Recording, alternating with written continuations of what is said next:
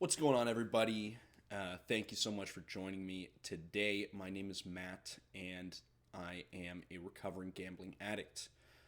Today, for me, is day 58 without placing a bet. Um, I've gone longer than that before, and I've relapsed, and I'm, continuing down the path. Now, those of you who are watching this as a first time, um, you may not know that basically I started this YouTube channel from the last time that I relapsed, and I really decided to put my foot down and say enough is enough. And so I have began this YouTube channel to document my journey and get some support and accountability from you guys, as well as hopefully help somebody else out there. And the response has been really amazing, and it's kept me going really strong on my journey to quit. So if you're new, feel free to go check out the first video on my channel if you want to know a little bit more about my story. But today, this is going to be the first video in a new series where I want to be a little bit more direct, a little bit more structured, as far as kind of educational content around gambling and gambling addiction.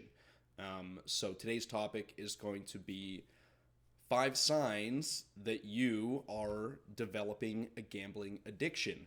And if you start to identify with, one or more of these signs and you are a gambler, I would probably highly caution you to reflect a little bit and maybe try to make a change before things get really out of control.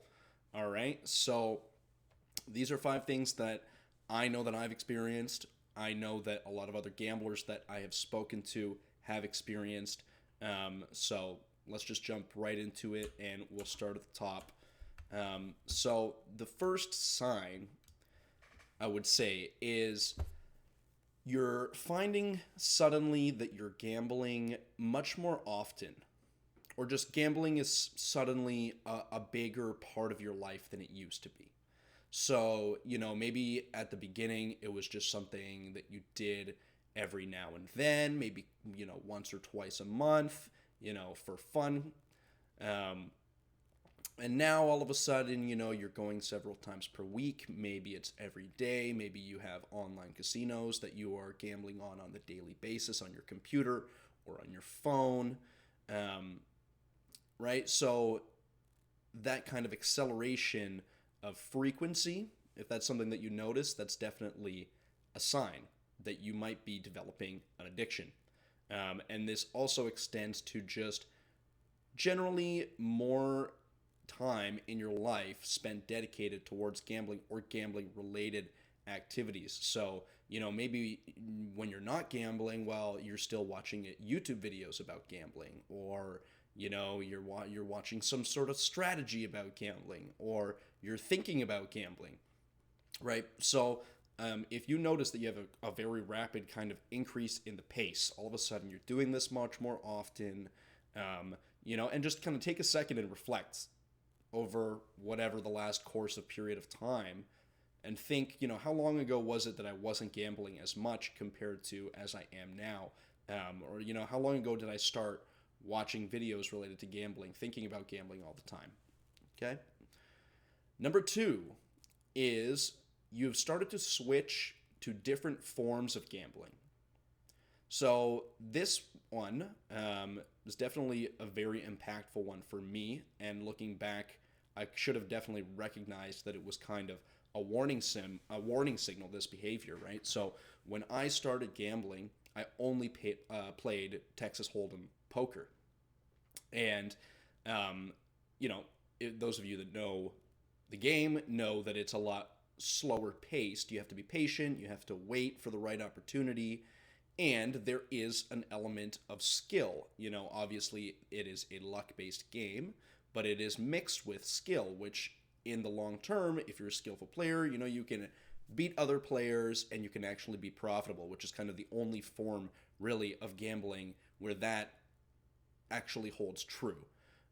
So this was my psychology when I was originally starting gambling, and this is how I thought for years and years and years. And it wasn't until I branched out and I tried some different games, and I got kind of the taste of how quickly you can get wins, or how quickly you can get that dopamine that you're looking for when you're playing other games like slots or table games, blackjack, roulette, whatever else the case might be.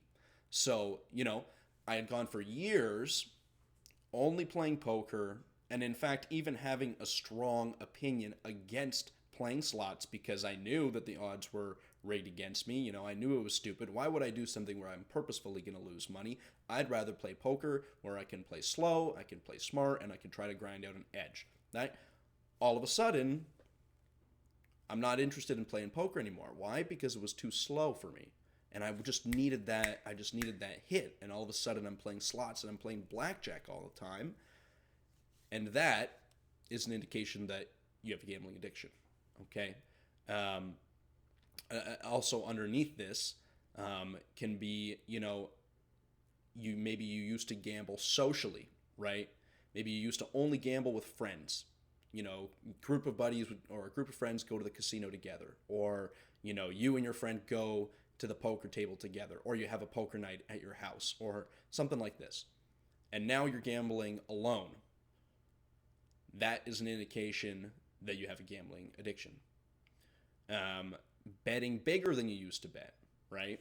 So when I started playing online slots, I was doing 20-cent spins, or I was doing $20 bonus buys, or maybe when I was playing blackjack, I was doing just $10 a hand. Well, if you find that now, all of a sudden, you're doing $200 buys, or you're doing $50 hands, or you're doing $2 spins instead of 20 cents, or whatever the progression might be, that's another indication that you are becoming addicted to gambling, because you are essentially developing a tolerance to the drug and increasing the dose in order to get the same high, right? So moving on to number 3, you're starting to be secretive about your gambling behavior, all right? All of a sudden, maybe you find, at first you're totally comfortable talking to anybody, your spouse, your family, your friends, about your gambling. If you got a nice win at the casino, maybe you go and brag a little bit, or just, you're comfortable gambling out in the open. And then all of a sudden you find that you're kind of hiding it a little bit. You got the gambling open on your phone or on your computer, and when somebody walks by, you kind of tilt your screen, or you change the tab so that somebody doesn't know that you're gambling, or just sort of withholding information, as far as not telling people that you're actually sitting here gambling, or, instead of doing something else, instead of doing something productive that you should be doing,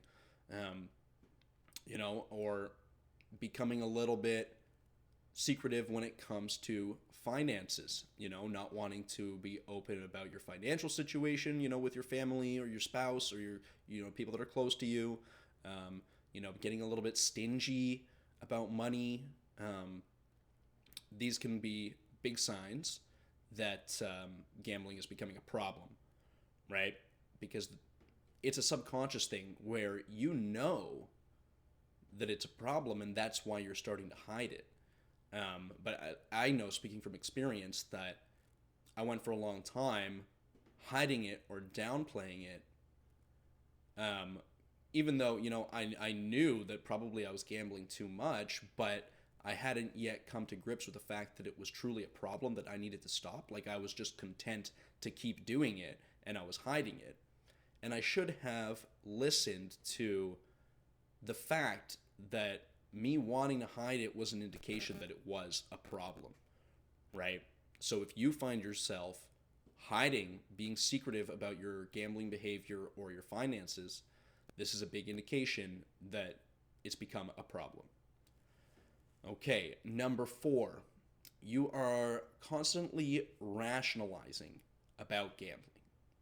All right, so this is talking about all the kind of mental self-talk loops that gamblers find themselves in that keeps them coming back, even if, say, they're at a stage where logically they know that this behavior is harmful and it's something that they want to stop, these rationalizations will come in and trick you into thinking that you've made a sound decision when it comes to gambling. So a common one is thinking of gambling as a solution, whether that's a solution to an emotional problem or a financial problem, right? Let's say you're having a slow month and, your brain says, well, if you just gamble a little bit, maybe you could win. And, this slow month can turn into a good month, if you just win a little bit of money, right? The logical brain knows that, well, if you do gamble, the chances are more often than not you're going to lose that money. And because you're already having a slow month, it would be even worse to gamble and lose even more, right? But that rationalization will come in and will convince you and say, what if, this could be the time, yeah, you could lose it, but you're already down, so what's a little bit more? If you win, it could solve your problems. Okay, this is a trap. If you catch yourself thinking like this, take a step back, take a breath, try to create some space between you and the gambling, and really think about things, because that is an indication that you have a problem. Convincing yourself why just one more time won't hurt. I mean, I kind of just went over that with that last little bit that I said. But that's another classic trope. Or you tell yourself, I'm just going to deposit $200, and then before you know it, you've deposited another $1,000. Over the course of the night, because you lost and then you chased and you wanted to go again, right? Another one, a big one, is convincing yourself that you have some kind of a strategy, when it comes to games like slots or when it comes to games like blackjack, right? The odds are fixed, right? With blackjack, with perfect play, you're still losing, right? Slots is literally just a computer programmed to give back a certain percentage of all the money that goes in. And of course, that percentage is less than the money that goes in, right? There is no strategy for these sorts of games that is winning. So, when you tell yourself, I just got to stick to my plan, I gotta stick to my rules, I gotta play my system, it's not going to work. It's not going to work. And oftentimes what will end up happening is you'll start off trusting your system, and then before you know it, 30 minutes, an hour into play, the system goes out the window and you're just gambling, right? But there is no system that works, so it really doesn't matter. But that's another very classic kind of mental rationalization that people will use to convince themselves to gamble. All right. So again, if you have these thoughts going through your head all the time, you're thinking about gambling, you're kind of weighing pros and cons, convincing yourself that you should gamble, you have a problem. Okay. And number 5 is that gambling has become emotional. All right. And this can take shape in a few different forms. There's a few different aspects to this. But one aspect is that you are triggered to gamble when you are feeling bad, when you're feeling down, maybe you're anxious, maybe you're bored, stressed, and in order to feel better, you go ahead and gamble. Okay? That's a problem. Another kind of iteration of gambling becoming emotional problem is that you no longer feel good when you gamble, you just feel normal, right? So maybe when you first started, gambling was this exciting thing, you're going with your friends, you're going to go to the casino, you could win a little money, you're excited about that, it's new, it's fresh. Whereas now, it just kind of feels like a routine, or it just kind of feels like you're going through the motions, or just to get you up to that baseline, you feel real shit. And just to get up to that baseline and feel okay, you got to gamble, right? I know for me, towards the later stages, and the last time that I gambled before I started this YouTube channel, I almost felt apathetic. Like there was no rush, there was no excitement. It was like I completely knew that what I was doing was dumb, that I shouldn't be doing it. And I was just like, fuck it. You know? Just do it. Like this was like, there was there was nothing positive that I was getting out of it whatsoever. Um, and I think maybe that is part of what kind of kicked me in the ass to really say like, what, dude, like this cannot happen anymore.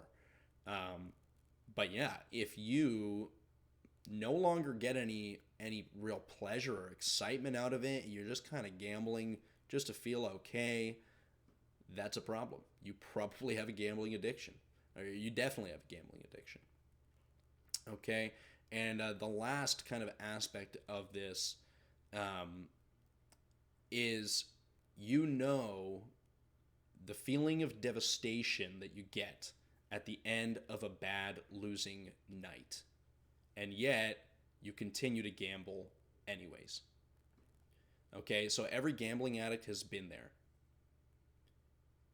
Everybody has the first big loss where maybe everything was going okay for a while, maybe you're on a winning streak, or you're just getting normal results, win some, lose some, and all of a sudden you hit that one loss where for whatever reason you got in over your head. Maybe you gave in to chasing for the first time. The luck was just against you that night altogether. No matter what you did, you couldn't win, and you end up losing way more than you thought you would have, than you expected to, and you are emotionally and devastated, right? And then you just continue, the next day you kind of wake up and you get back to it. You keep gambling. And I am convinced that once you experience that devastating loss one time, at least in my experience, you start to get more coming. Because what that loss does is it puts you into the hole, and it really kickstarts the chasing fallacy in your brain where now you're no longer gambling for fun, you're no longer gambling to win, you're just gambling just to recoup your losses, right? And once you get into that state and you succumb to the psychology of chasing and trying to recoup the losses, you only incur more losses as time goes on. All right. So if gambling has become emotional, you're gambling when you feel like you're in a bad mood, you're gambling just to feel normal, you feel bad after gambling, and you continue to do it, this is another sign that you're addicted to gambling. Okay? So, guys, if you are experiencing any or a combination of these symptoms, I urge you, please try to think about things, try to take a step back, consider self-excluding yourself from casinos. If you might be cocky, you might be confident like I was. I recognized that I was getting addicted, but I was doing okay for a long time. I was winning money, so why would I stop? I'll be okay. I wasn't okay in the long run, right? And I wish that when I realized that I was addicted, that I had tried to take steps right away to slow things down before things really got out of control. All right. So thank you guys for watching this video. If you're new, please subscribe, drop a comment below if this helped you. Drop a comment if you have any specific idea, story, topic that you want to share or that you think you want me to cover on this channel. Please drop it in the comments below. If you need a place where you can go and talk to other people, maybe make a friend, anonymously online to share your gambling journey with. I know it's been extremely helpful to me. It might help you as well. there will be a link to my Discord server in the comments and in the description, which is anti-gambling Discord. Just, where we can go talk, blow off steam, maybe find somebody, to help you out, like a sponsor, that kind of thing. So if you think that would help you out, please feel free to join the Discord. And yeah, thanks a lot, guys. And yeah, you'll see me in the next one. So hope everybody's doing well and have a great day. Peace.